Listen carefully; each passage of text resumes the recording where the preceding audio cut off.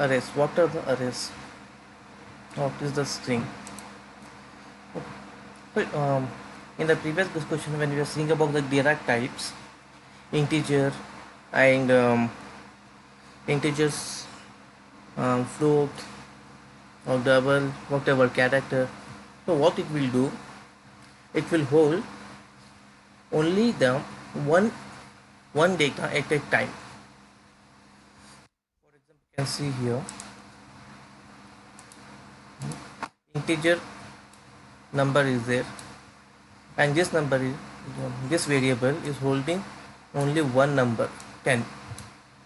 If I want to add another number to this variable num, then we have to create another variable and that we have to initialize over there. So one data type can hold only the one value.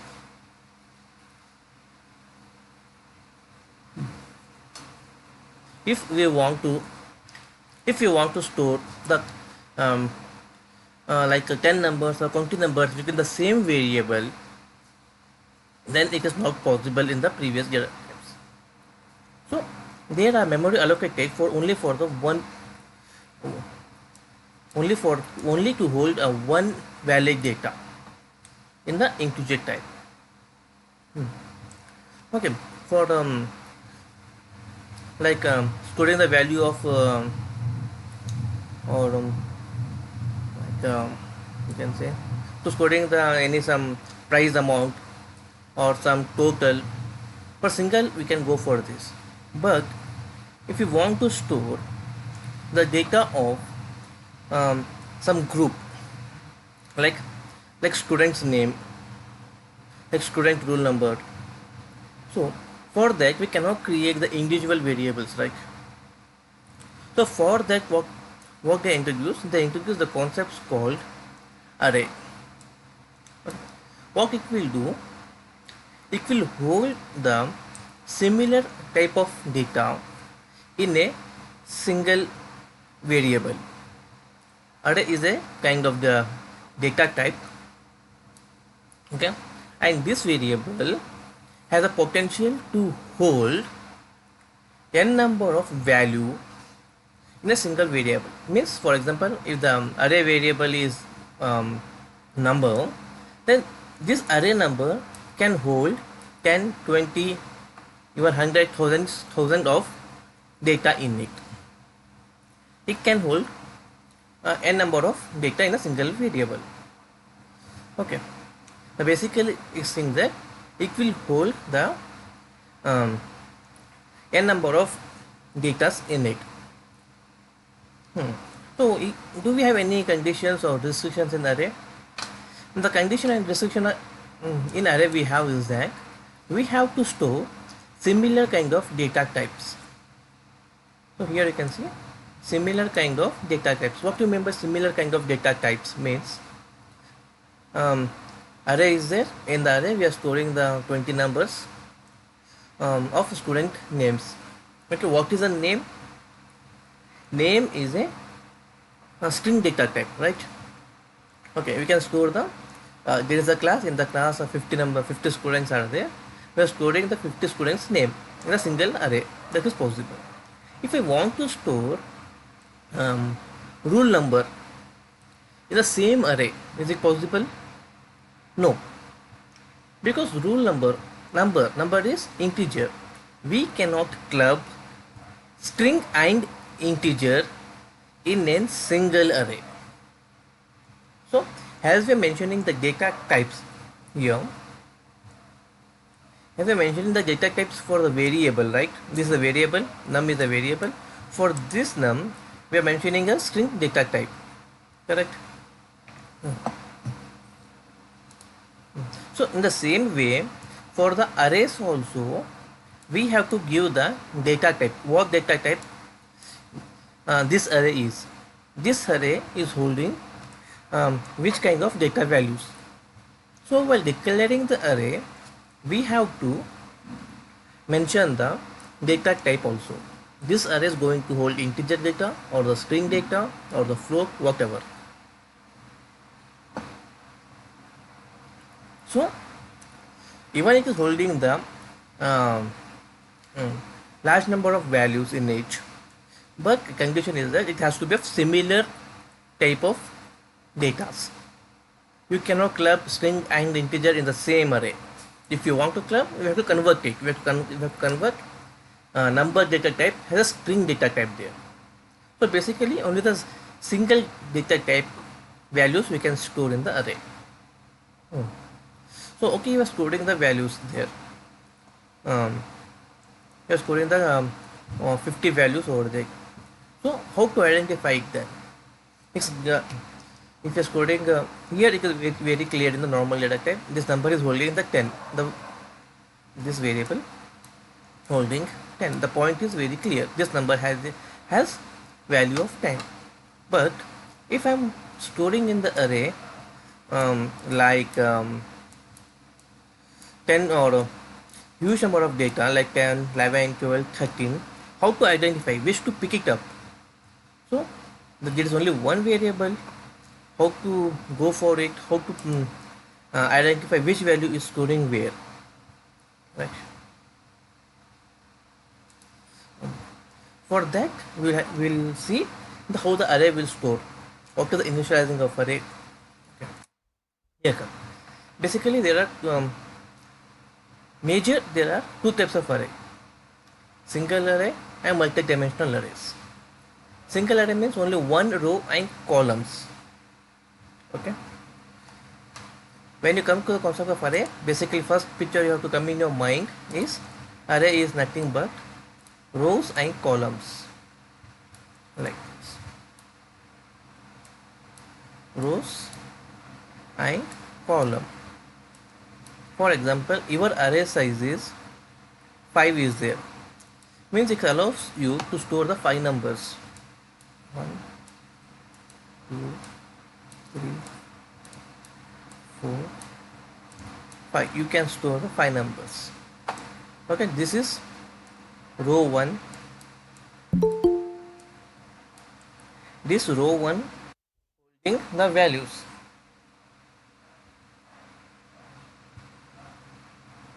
Okay.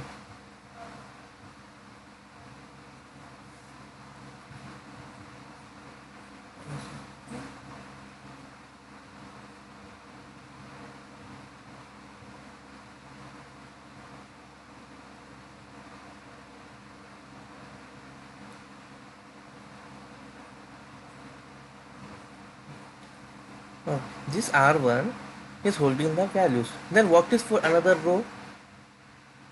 Another row is the memory allocated for this.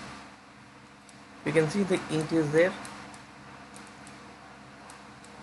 Int n is a variable. This is having the 10. So this variable holds the value of 10, and the memory is allocated to this n.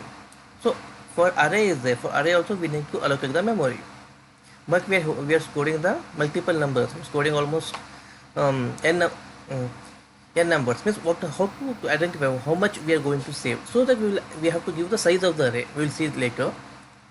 Okay, means we are storing the multi values here. Multi values of the same data type. Data type has to be same 1, 2, 3, 4, 5. If your array is integer, we have to give integer values. And what is for the R2? In R1 it will store the values what you are giving.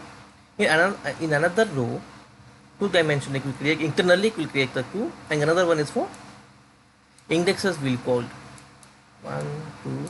It's always start with 0. Indexes always starts with 0. In the 0th location, one value is saving. In the first index, in one index 1, second value is storing. So in these values we are storing the arrays. If I want to get the number 3, if I want to just only the number 3, then which I have to pick, then which I have to get the index. I have to get the index of 2. In index 2, the value of 3 is stored. If I want to display the value of 5, then I have to go for the index 4.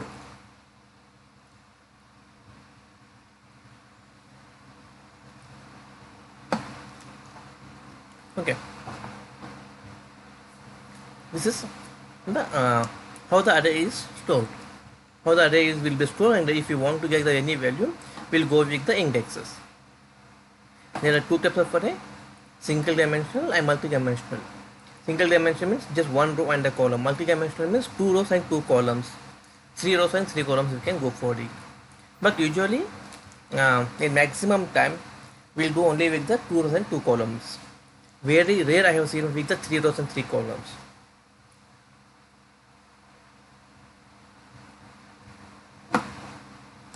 Okay.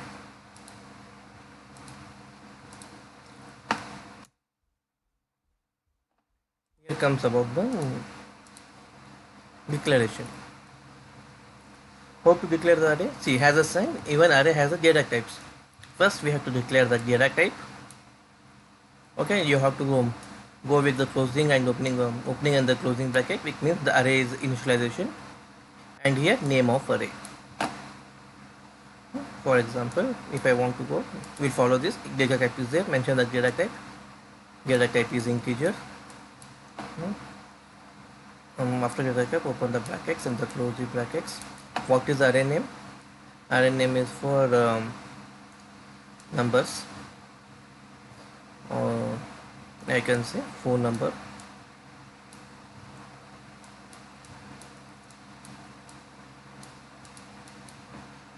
Phone number. Okay, so this is the integer data type of array, which is going to hold only the phone numbers. Not only numbers it is going to hold. If you store name here, it will give an error because the data type of the array is integers.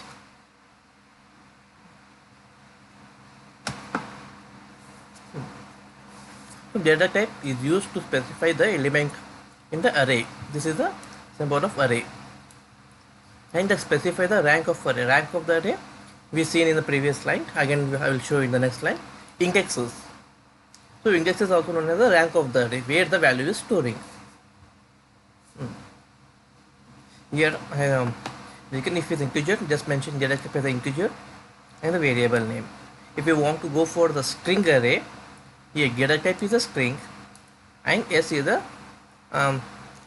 name of this array, which can store string values. Double is the data type, D the variable of the array, we can store the double values.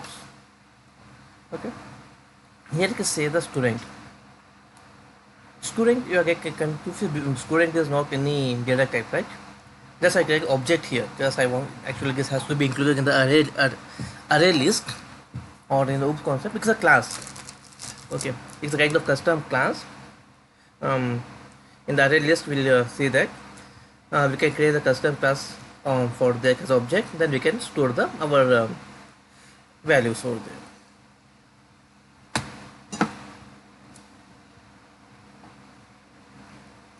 One-dimensional array. The array which can store the data in the form of rows in a sequential order is called one-dimensional array. So data type, how to mention how we will declare the how we will declare the array and initialize the array. First we have to mention the type. Type is nothing but the data type. Here is the data type. Name in the sense and the name of the array or a variable for the array which we are using. This is the ARR array. New is the object of this variable. Okay, what is the object and what is the class? In OOP concept we'll go in very detail. As of now you can see new is an object which will initialize the memory. New is an operator. New operator always initialize the memory. See, we are storing the multiple numbers here. To store this multiple numbers, we have to get one common memory allocations. So for that, new operator will come into the picture. This new operator will initialize memory to this variable. Okay, this is important because we are going to use new in OOP concepts everywhere.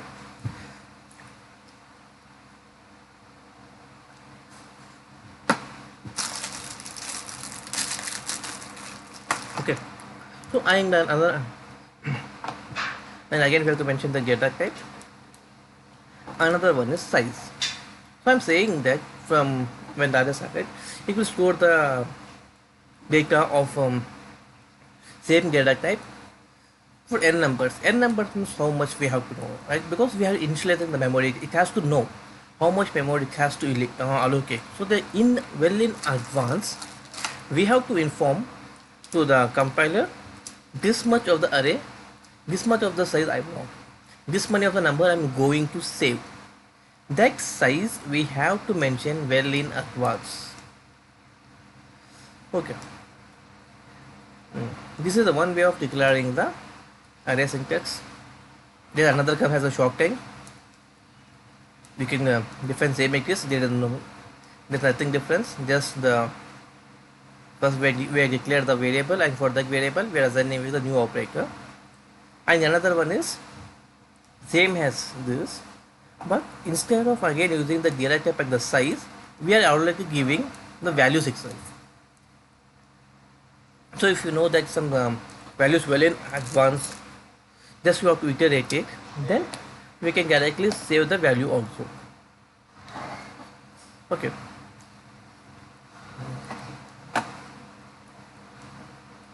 Fine.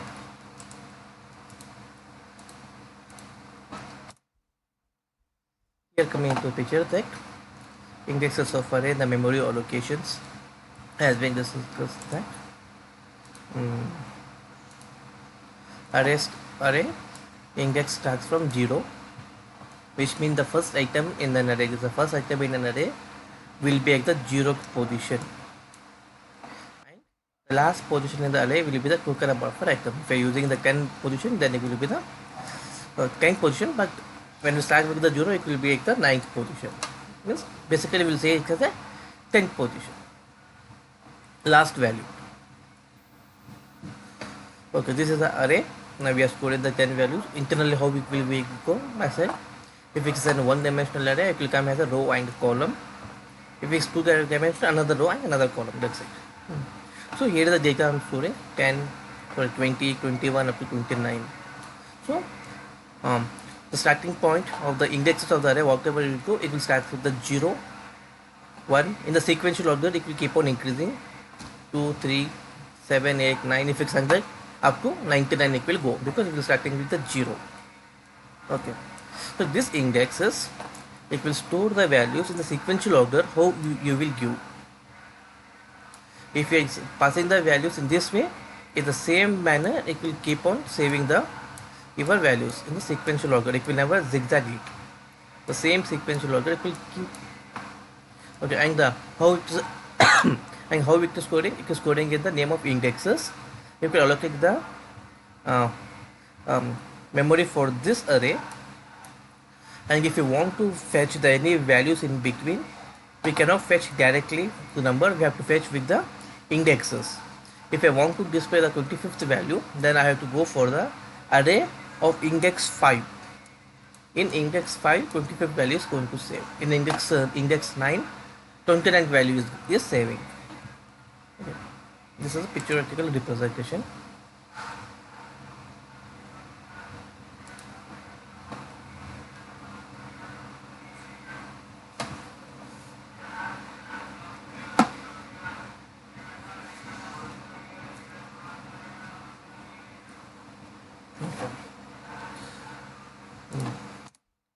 Here we see about the multi-dimensional arrays.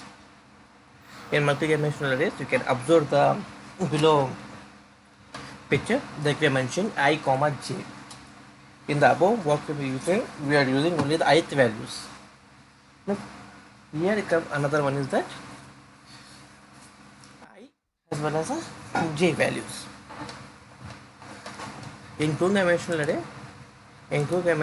we are not here we'll use with the comma. It means that we're saying that we are holding the I and j as well. I to and the j column.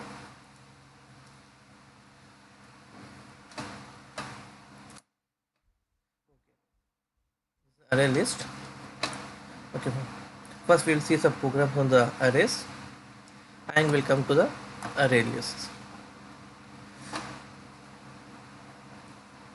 I will stop sharing this screen. I will share the Visual Studio Editor.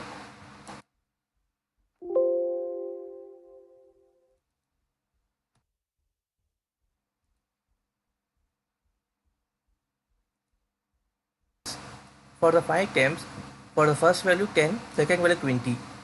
So whatever the value of the a will be there, that value we are storing in array here.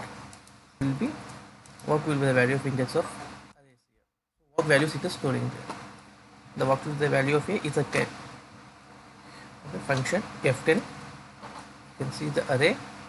Array is created with the 5 indexes, right? 1, 2, 3, 4 and 5 indexes. And in first index it is initialized the value of 10. 10 is stored. In the second index it is not assigned because it's the process still in continuation. So again the looping concepts, that's the reason looping is very important. So in second term it will directly go with the incremental. So what will the value of the I here? 1. So now it will iterate for the one index, because you can see this array how we are reading the index. We are reading the index with I, because the index starts with 0 and the indexes keep on increment. If the value of I is 1, then the array index of first index is going to read. So so for the marks array, the first index value is going to assign now. Okay, what is assign? What it will assign? It will assign 20. We will see. Yeah, we will see here. So see, the index for the first one is 20, and index for 30. Index for second index is 30. 4th and 5th index. It is given. Now you can see 5th index is 50. Means you can remember that what we explained the arrays in the one dimensional rows and the column. I said first row will be the values and the second one will be the indexes. The same way we are showing in the pictorial representation. See, for the first index, for the value 10, it is storing in the index of 0. So for the value 20, it is storing in the index 1. So for the value 30, it is storing in the index 2. Value 40 in the index 3 and value 50 in the index 4. This index we are storing. Okay, so if I want to see the value of 30, then what approach I have to go with? I have to go with the for loop.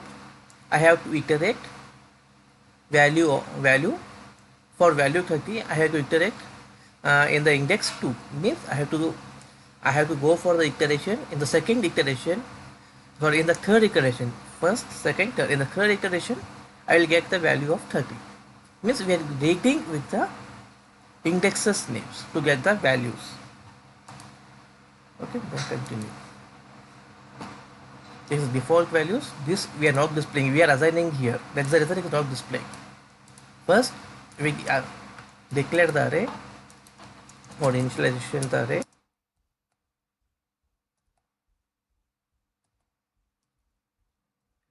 Declaring the array. Here, what we are doing, we are showing the default values. Just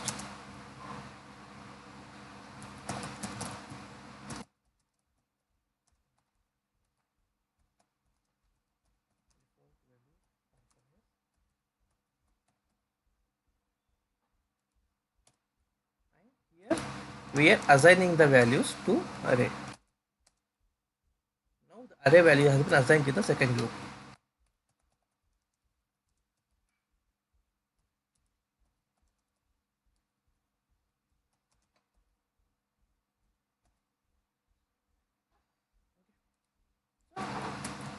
Now what we will do?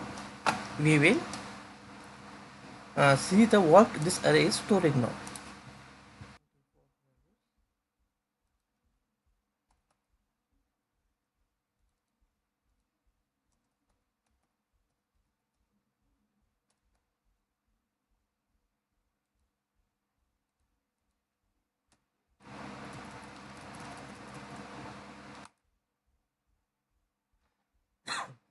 You can see here The default values are 0 initially because we are not assigned any values in the first loop. Just we are recurring.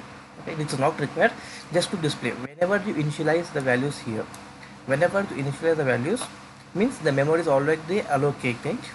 So when the memory is already allocated, it will hold with the default values. That's the reason I'm displaying this loop. Means this new operator will allocate memory to this the object of marks.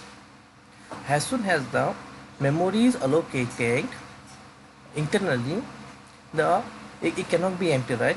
So internally the default value of the data type, it will be stored. The default value for the integer data type is 0. So as soon as the memory allocated, the default value, it will store, it will be occupied with the default values until and unless we will assign the new values in the arrays. So here what we are doing, we are assigning values also. As I said, even we can assign the values like hardcore, right?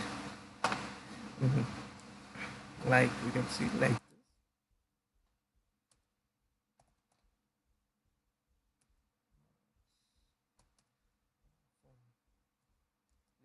this in this way also we can do it, because something like hardcore, right? So let's say I want to assign the values dynamically like this.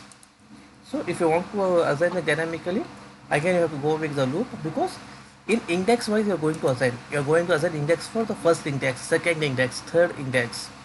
So to read that, you have to use the looping concepts here. So the values are assigning for this indexes. After assigning the value, we want to display, like we want to display what are the values are stored in this arrays. So here the in this array variable already value is stored there, already assigned. So in the for each loop, we can go for the for each loop, or even the same like this for loop, the same method also we can display it. Okay.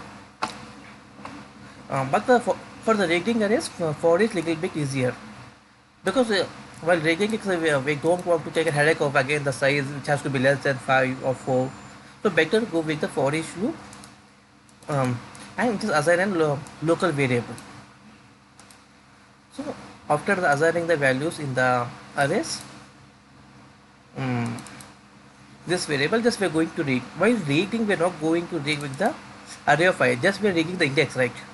This is the array, and this index value we are representing. We have to represent the index values. So I am representing only the index values here. I am reading with index values of the array variable.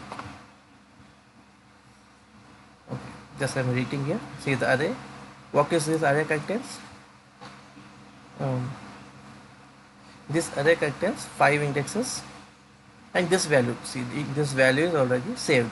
So we have to read with the index one by one. For the first one is 10. Back we have 10. We can see what is happening.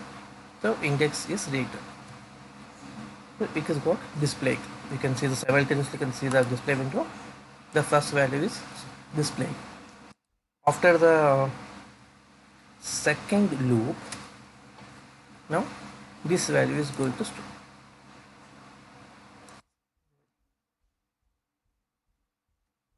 The third time, the third value is going to store. Same, and for the fifth time, the fifth value is getting what is the value of I is the fifth index. And now the limit is crossed, it will come outside.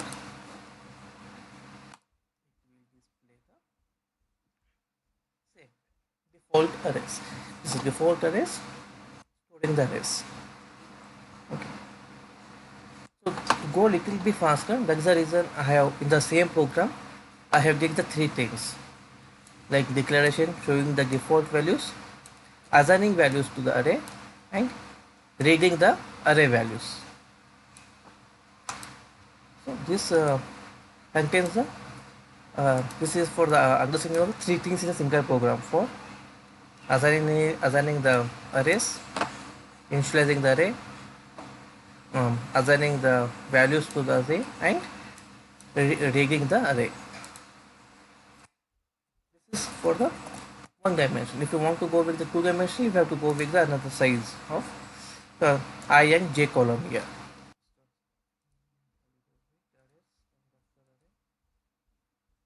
Array list is there. Okay. For the list, array and array list are almost same, but there are two major mm, major things. There are two major things you have to know about the array list. Unlike array, there is a no size constraint in the array list. In array list, there is no headache for the um, how much size you have to initialize well in advance. You can just declare the array.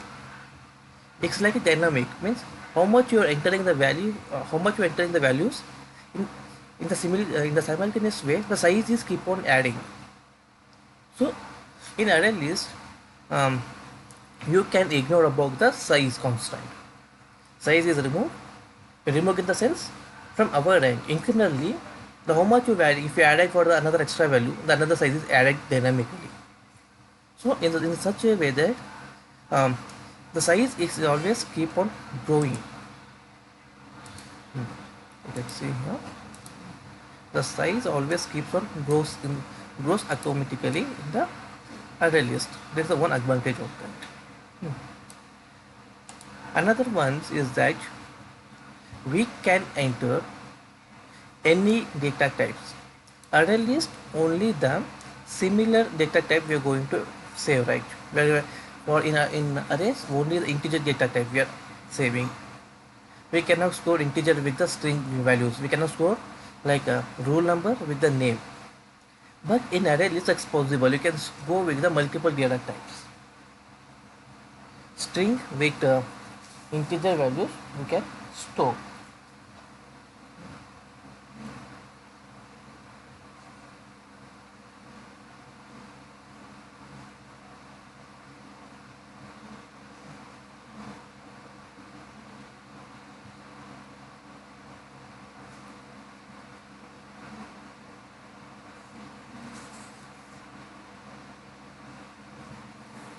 Okay, this is the array list. Okay, we'll see some small programs over there. Okay, I will add little more things for the array list. Just we will make this program because we will start with the fresh one.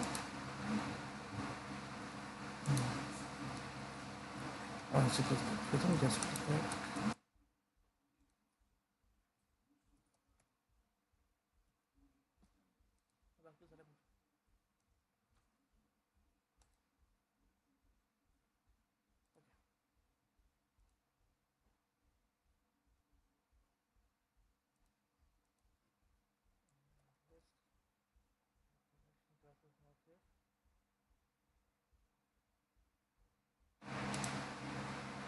okay, why it is giving an error?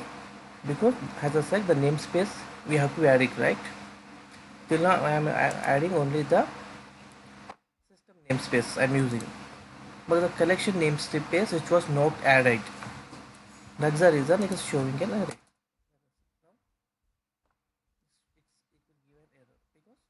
We have to add the namespace.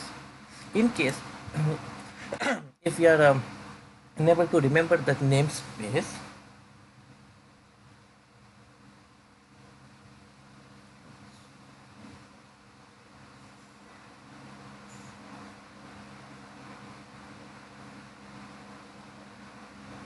unable to remember namespace list, just take the mouse toward that error point, that warning point. It will give you the suggestion what to do. So it is saying the namespace is missing. If you want to add, just click on this, it will add. So the editor is very intelligent. It will help you in the many ways. So what happened? The array list is created, and see we are not mentioning size here because size is dynamic in the array list. And you can observe even we are not adding data type. Data type is also dynamic. It can hold the integer value, it can hold the string value, it can hold any number of data types. So, two things, we list dot add.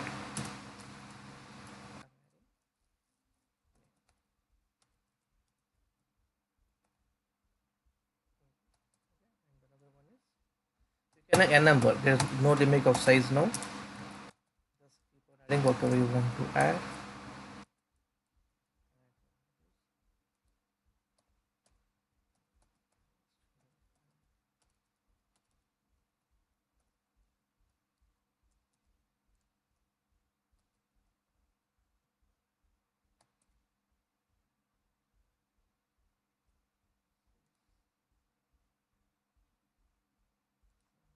Okay, sorry, the spacing.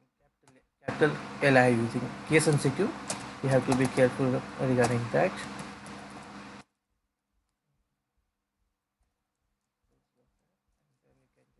Okay, fine.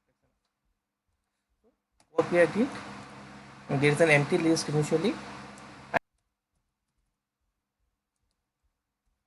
What is the count? Because we are not using, we are not mentioned any size. So let's see what it will show. Count is an keyword here.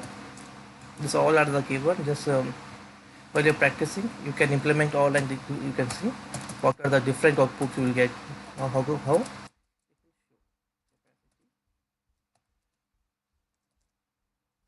our variable name is list.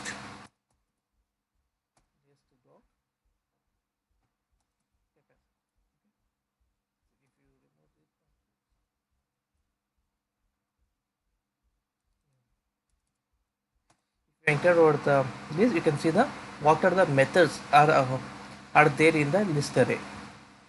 So there is a clear in the sense if you not clear from these values means internally this memory will get clear. You can assign the new values from starting.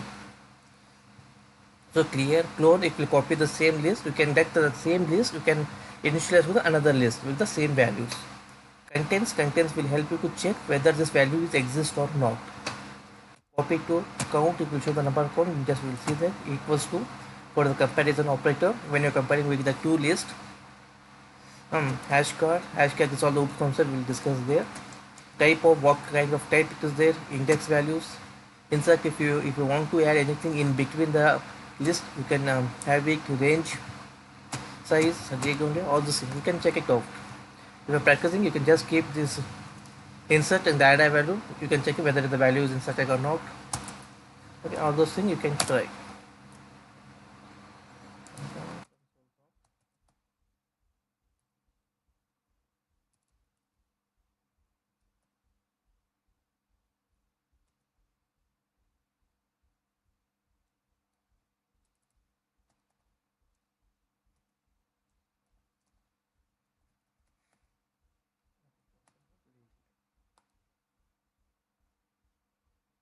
See what it's showing? Count is 4, capacity is 4. Means even if you're not mentioning size here, the array is holding the size of it. Just a minute, I'm getting the call from. Just be online for a minute. हाँ ना चलो.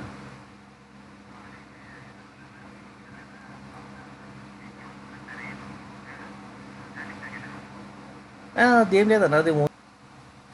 Okay, you can see here the count is 4, capacity is 4, and this it is displaying the array list value. Just we'll debug once and we'll see it.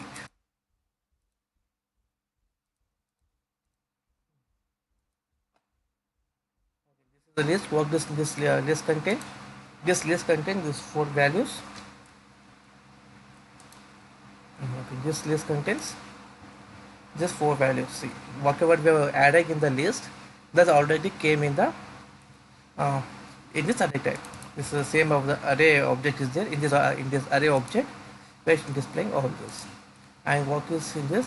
This is incrementer for this where data type function and debug. You have come to know first initially this is null and see what happened? The first value is India. It is showing the India is displayed. F10, and what the second value? After compiling, it will get the new value. After here is the US. So we are writing the US. And third one UK, and another one is, that's the last thing. It will come out. It will display the UK. Okay. And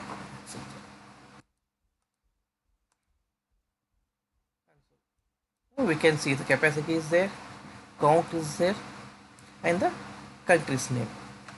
It is displaying here. Okay, this is how we can read the array values.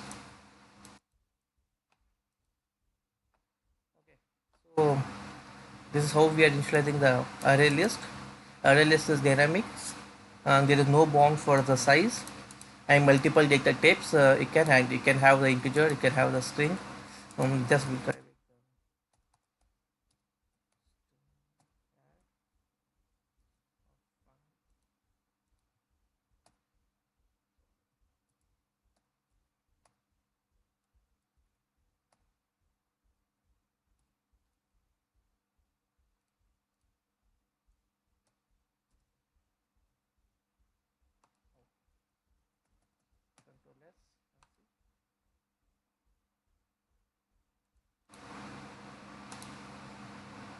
You can see the string is also there in this array list.